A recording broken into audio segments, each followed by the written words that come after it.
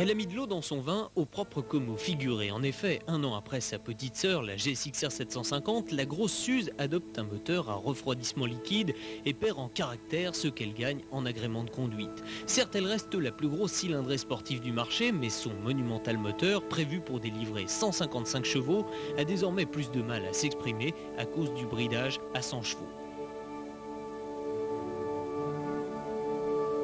Le reste a évolué dans le bon sens. Le cadre, toujours en aluminium, revendique 28% de gain en rigidité torsionnelle. Quant au frein, il s'agit désormais à l'avant de disques de 310 mm équipés d'étriers à 6 pistons et à l'arrière d'un simple disque de 240 mm à étrier 2 pistons opposés.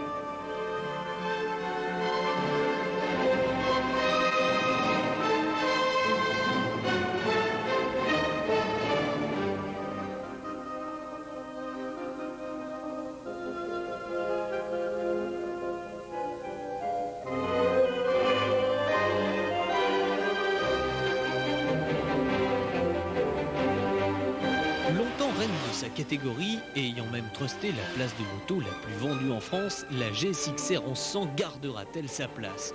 On peut se le demander, d'autant que la nouvelle venue a perdu la bestialité qui faisait la réputation et aussi le charme de l'ancien modèle. Attention cependant, ne confondez pas assagissement avec affadissement, car le nouveau moteur à refroidissement liquide reste une bête pas si facile à apprivoiser, même dans sa version 100 chevaux. Par rapport à l'ancien bloc, il délivre sa puissance de façon plus linéaire. Pour résumer les sensations qu'il procure, disons que l'efficacité a pris le pas sur le plaisir pur. Cette différence, d'ailleurs essentielle de caractère, vous ne la retrouverez pas dans les chiffres. La progression apportée par le millésime est en revanche indéniable côté participle. Le nouveau 4 cylindres plus léger et plus compact a permis d'abaisser le centre de gravité, ce qui influe positivement sur la maniabilité de la machine.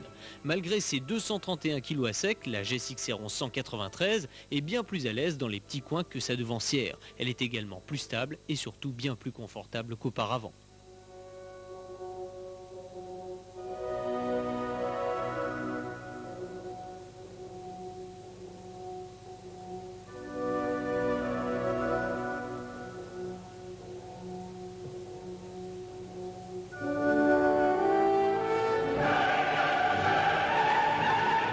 Sur le nouveau modèle, les suspensions sont mieux accordées, plus souples et plus efficaces. La protection, elle aussi, est améliorée, mais les trajets en duo restent malheureusement un motif de divorce. Enfin, dernier point, le freinage, qui était déjà l'un des points forts de la grosse Suzuki, a encore gagné en progressivité et en puissance grâce aux étriers à 6 pistons.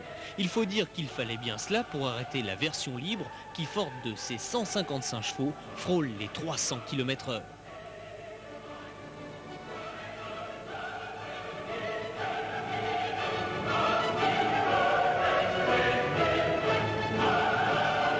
Sans réelle fantaisie, la GSX-R 1100 Suzuki demeure, c'est certain, une formidable machine de sport.